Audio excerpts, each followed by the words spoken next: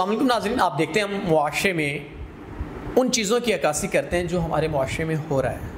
تو آج بھی ہمارے معاشرے میں ایسے واقعات ہیں جن کی بہت سی آپ سن سکتے ہیں، دیکھ سکتے ہیں، مثالیں ایسی پیش ہیں۔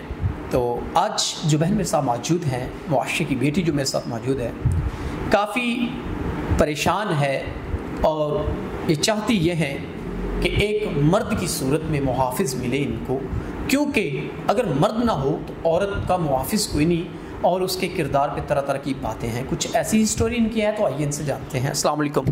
وعلیکم السلام۔ اچھا، مجھے بتائیے گا کیا معاملات زندگی ہیں، کیا پریشانیاں ہیں جن کی وجہ سے آپ پریشان ہیں؟ میں نے اکثر یہ دیکھا ہے کہ جن عورتوں کے محافظ مرد نہیں ہوتے، لوگ ان کے کردار پر طرح طرح کی باتیں کرتے ہیں، چاہے وہ عورتیں پاک دامن بھی ہوں، پھر بھی لوگ ان کے کردار پر باتیں کرتے ہیں کیونکہ ان کے ساتھ ایک محافظ مرد نہیں ہوتا۔ میں بس اتنا چاہتی ہوں کہ ایک عورت کے لیے ایک مرد کا ہونا ضروری ہے جو کہ اس کا محافظ ہو، جو اس کو عزت دے اور عزت سے اس سے نکاح کرے تاکہ معاشرے میں عورت کو تحفظ مل سکے۔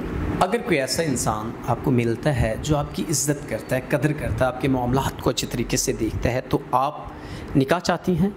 جی ایسا ہی ہے، نکاح ضروری ہے اس چیز کے لیے، معاشرے میں رہنے کے لیے عورت کی عزت نکاح سے ہی ہوتی ہے۔ ناظرین، بہن نے واضح طور پہ بتا دیا کہ نکاح سے عزت ہے، تو آپ کو نکاح کرنا چاہیے، گناہ نہیں کرنا چاہیے۔ میں ایک ایسا انسان چاہتی ہوں جو معاشرے میں میری عزت کرے، میں معاشرے میں عزت سے رہنا چاہتی ہوں۔ ایک ایسا مرد ہی ہوتا ہے جو عورت کو تحفظ فراہم کرتا ہے، تو بس میں اتنا چاہتی ہوں کہ نکاح کو زیادہ سے زیادہ پروموٹ کیا جائے، اور میں بھی یہی چاہتی ہوں کہ میرا نکاح ہو تاکہ مجھے معاشرے میں عزت مل سکے۔ ناظرین، بہن نے واضح طور پہ بتا دیا کہ نکاح سے معاشرے میں عورت کی عزت ہے، تو اگر کوئی ایسا انسان جو نکاح کرنا چاہتا ہے وہ کر سکتا ہے، شرط یہ ہے کہ ان کو عزت دی جائے، ان کے معاملات کو دیکھا جائے۔